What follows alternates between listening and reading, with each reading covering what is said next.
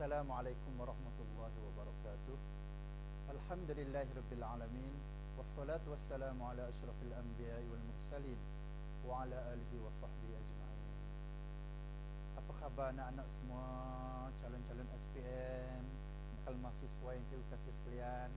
Saya Cikgu Yasmin bin Hashim dari SMK Agama Melo ingin bincangkan dengan anak-anak satu tajuk yang sangat penting untuk kita fokuskan bagi SPM pada tahun ini. Baik, hari ini cikgu akan bincangkan bab 6 tingkatan 4, iaitu pembentukan kerajaan Islam dan sumbangannya. Dan cikgu fokuskan kepada subtajuk pertembungan tamadun Islam dengan tamadun lain di dunia. Anak-anak boleh rujuk dalam buku teks tingkatan 4 halaman 164 hingga 169. Dan untuk kita bincangkan pada pagi ini, cikgu akan fokuskan terus kepada contoh soalan struktur. Dan untuk makluman anak-anak, biasanya soalan struktur akan ditanya dalam A, B dan C. A biasanya menawarkan 2 markah, manakala B dan C masing-masing menawarkan 4 markah. Dan kita tengok contoh soalan yang saya pilih untuk kita fokuskan pada pagi ini, iaitu soalan berkaitan dengan pertembungan tamadun Islam dengan tamadun-tamadun lain di dunia. Baik, anak-anak cuba tengok soalan yang kita pilih untuk kita bincangkan pada pagi ini. Rajah berikut menunjukkan perkembangan tamadun Islam dengan tamadun lain di dunia melalui pelbagai cara. Di situ soalan memaparkan tamadun Yunani dan Rom, tamadun Eropah dan tamadun Asia. Baik, kita tengok soalannya. Nyatakan 2 cara pertembungan tamadun tersebut. Baik, anak-anak tengok di sini, markah yang ditawarkan ialah 2 markah.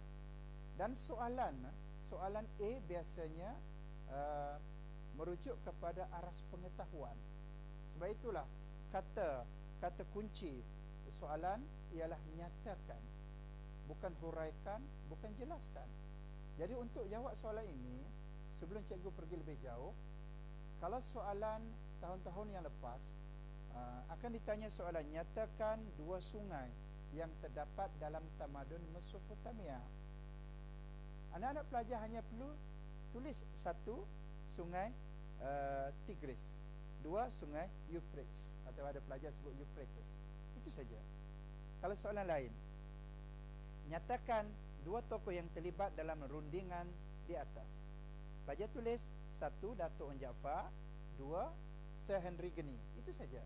Pelajar tidak perlu tulis menurut pengetahuan sejarah saya.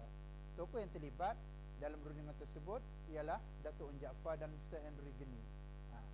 Tidak perlu dihuraikan seperti itu untuk soalan aras pengetahuan A yang menawarkan 2 markah.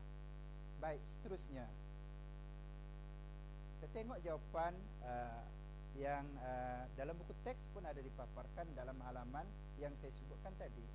Anak-anak pelajar tengok. Pelajar boleh tulis 1 perdagangan / perniagaan. Ada pelajar tanya, cikgu, kalau saya tulis perdagangan dan perniagaan, adakah kami dapat 2 markah? Jawapannya tidak, sebab perniagaan dia sama maksud dengan perdagangan. Yang kedua, pelajar tulis hubungan diplomatik.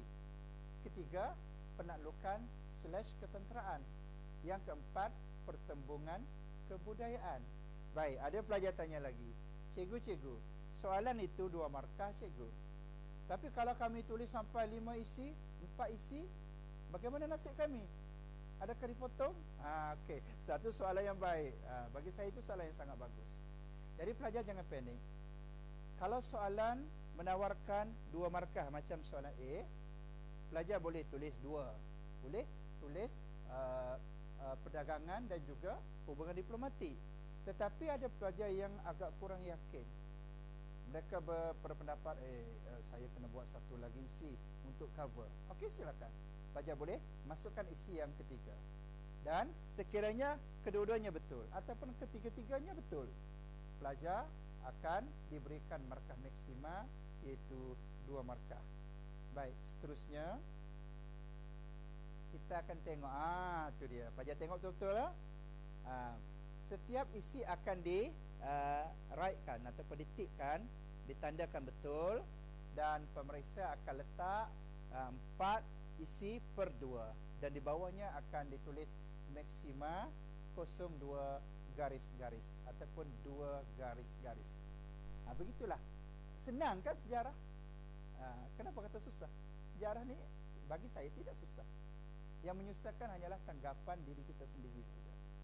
Baik, seterusnya anak-anak, kita tengok soalan B. Soalan B biasanya arasnya lebih mencabar. Anak-anak baca soalan. Ikut cikgu ramai-ramai ya. Jelaskan bukti yang menunjukkan bahawa pertembungan tersebut telah mempengaruhi perkembangan kebudayaan dan intelektual. Tu dia 4 markah. Anak-anak ugi 4 markah ni besar. 4 markah, gunakan peluang itu untuk kita betul-betul dapat 4 markah. Baik, dalam buku teks, okey, anak-anak boleh baca sendiri tu. Anak-anak boleh tengok, cikgu hanya paparkan isi-isi utama. Kalau anak-anak tengok, membawa kebudayaan baharu, bahasa Arab menjadi bahasa utama, golongan muzarab juga muncul, orang tempatan beragama Kristian yang mengamalkan kebudayaan Islam dan berbahasa Arab. Tu muzarab, ingat tu ya, muzarab orang Kristian tapi dia amal cara hidup Islam, budaya Islam, cara hidup, pakaian Islam. Dan lebih mengejutkan, mereka berbahasa Arab. Jumpa dengan orang Islam, man anta misalnya kan, hebat. Itu berlaku ni, kesan pertembungan Islam dengan budaya Barat. Baik, perkembangan intelektual, kemudiannya ilmuwan Islam mendalami ilmu dan keilmuan tamadun Eropah, memperkembangkan lagi ilmu tersebut menurut perspektif Islam. Itu paparan isi. Okey, kita akan tengok contoh yang karangan, jawapan karangan. Baik, seterusnya kita akan tengok. Baik, anak-anak tengok untuk seterusnya. Tu dia, cikgu letakkan sampel jawapan. Anak-anak nak salin, silakan. Kena ada pen lah. Ada pen, ada kertas. Jangan tengok aja. Sebab ilmuwan mengatakan orang yang belajar tidak ada pen, tidak ada kertas, umpama pahlawan ke medan perang, tidak membawa senjata. Okey? Anak-anak perlu salin. Kalau kita tengok paparan ini, contoh jawapan yang ayat yang gramatis, ayat yang lengkap. Ingat, anak-anak pun tahu, cikgu di sekolah ada beritahu tak boleh jawab dalam bentuk dash, isi, letak isi tak boleh. Markah akan dipotong separuh. Baik, kita tengok sampel jawapan tu.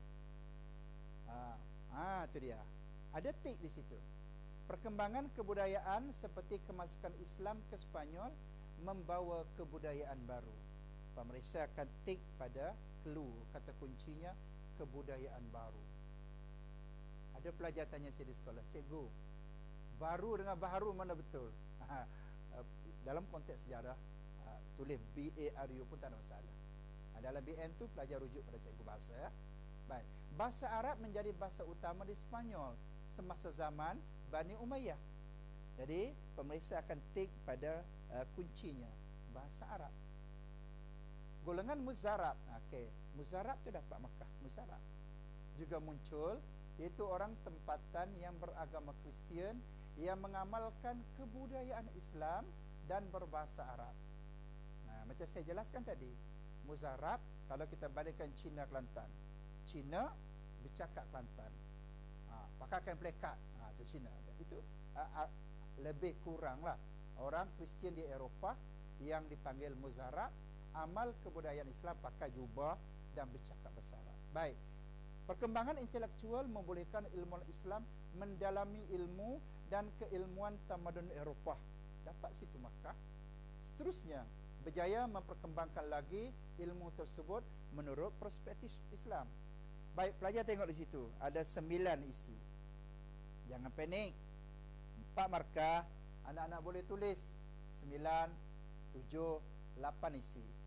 Jangan kurang daripada 4. Macam inilah. Pelajar akan dapat ditulis 9/4 dan akan dicatat maksima 4 garis-garis. Senang kan sejarah? tak perlu panjang lebar, tak perlu tulis sampai 4 muka surat untuk dapat 8 markah. Kadang-kadang hanya satu perenggan anak-anak boleh dapat lebih daripada maksima. Siapa kata sejarah itu susah? Baik, seterusnya soalan C. Anak-anak ikut cikgu baca beramai-ramai ya. Perkembangan pelbagai tamadun juga berlaku di Malaysia, seperti pertembungan dengan tamadun Cina, Jepun dan Barat. Jelaskan kesan pertembungan tersebut di negara kita. Di negara kita. Ingat, jangan keliru. Ada pelajar dia fikir kesan di Jepun, kesan di Barat. Itu sudah salah. Baik, paparan isi yang kita cadangkan. Anak-anak kena ingat, ini soalan kebat. Soalan kebat, pelajar-pelajar boleh jawab menggunakan pengetahuan sedia ada ataupun dalam mana-mana buku rujukan ataupun apa yang berlaku di sekeliling menurut pengetahuan kita. Baik, sekarang kita tengok contoh-contoh yang mungkin anak boleh guna nanti isi-isi ni dalam SPM. Keunikan seni bina Masjid Cina di Kelantan.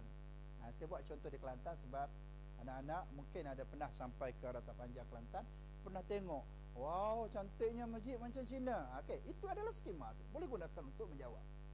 Dasar pandang ke timur, biasa kita dengar, dan ada dalam buku sejarah tingkatan 5 yang dilancarkan oleh bekas mantan Perdana Menteri Tun Dr. Mahathir dulu. Itu kesan pertembungan dengan tamadun Jepun, dan kita nak meniru budaya masyarakat Jepun. Perusahaan automobil tempias daripada hubungan kita dengan Jepun, menghasilkan kereta produk nasional, Proton Saga dan juga atau Proton Pero 2 atau kereta produk-produk negara kita. Dan pertukaran pelajar Malaysia ke Jepun, ke China ataupun ke Barat macam saya buat contoh di situ. Ataupun pelajar boleh tulis mana-mana jawapan yang berkaitan.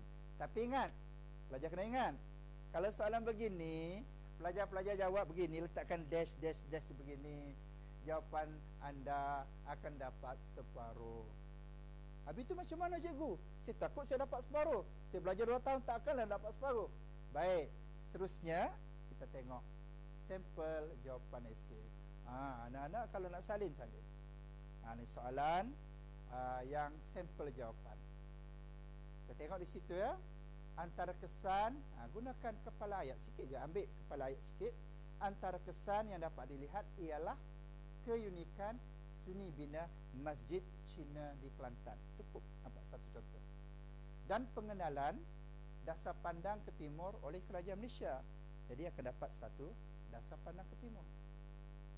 Ilmu sains dan teknologi juga berkembang. Okey, dapat kunci di situ.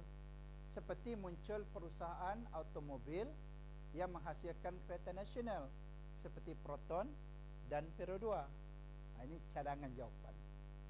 Jadi kalaulah katakanlah skemanya begini, dapat 6 isi begini, maksimanya 4 markah. Jadi macam tadilah, pelajar akan pemeriksa akan buat 6/4 dan maksima 04 garis-garis. Senang kan untuk jawab soalan. Kebat ni adalah hadiah untuk pelajar-pelajar. Tak payah baca buku pengetahuan am, tengok TV, tengok internet, tengok Google dan sebagainya. Kita dapat input untuk kita gunakan dalam menjawab soalan. Gunakan apa yang ada di sekeliling itu untuk membantu anda skor markah. Sebagai contohlah, saya suka buat contoh begini. Soalan tentang mengapakah tamadun awal manusia bermula di lembah sungai. Pelajar-pelajar ni soalan yang kalau pelajar tak dapat jawab sangat rugi. Sebab di Kelantan banyak sungai, di Sarawak banyak sungai, dan semua banyak sungai. Kita dapat tengok Sungai Golok, di tebing Sungai Golok, di Golok dan juga Ratapanjang situ. Kita dapat tengok mengapa di situ ramai penduduk. Kita secara logik akal kita dapat tahu di situ ada pusat perdagangan, pengangkutan, tanah yang subur, kemudahan air, pertanian. Nampak tak logik akal itu boleh membantu kita untuk skor dalam markah SPM nanti. Begitulah juga soalan-soalan kebat macam contoh yang kita tengok tadi. Baik, anak-anak, seterusnya ni 2 istilah penting dalam tajuk ini yang anak-anak jangan lupa ya, dan jangan keliru. Muzarab lain, Mudijar lain. Dia dekat tu. Ramai pelajar yang bertukar. Muzarab ialah orang tempatan di Cordoba, Spanyol, agama mereka Kristian, tapi mengamalkan kebudayaan Islam dan bercakap bahasa Arab. Macam saya sebut tadi lah, dia orang Kristian tapi pakai jubah dan bertemu dengan orang Islam akan bercakap bahasa Arab. Macam tadi, ahlan wa sahlan dan sebagainya. Manakala Mudijar pula ialah orang Islam setempat yang minoriti, yang terus tinggal di bawah pemerintahan orang Kristian, dan mereka menunjukkan sikap yang sangat baik, dan mereka sekaligus menjadi model terbaik untuk mengembangkan Islam di Eropah. Kena faham dua istilah. Baik anak sekalian, seterusnya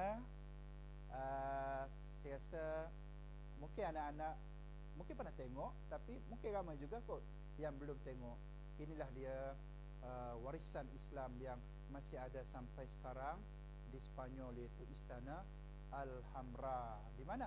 Di Granada, Spanyol. Cuba tengok, itu tempat wuduk tu, tempat wuduk. Maknanya di bahagian wajah macam apa tu, singa tu, bahagian mulut singa itu keluar air pancut, dan umat Islam di Granada akan ambil wuduk di situ.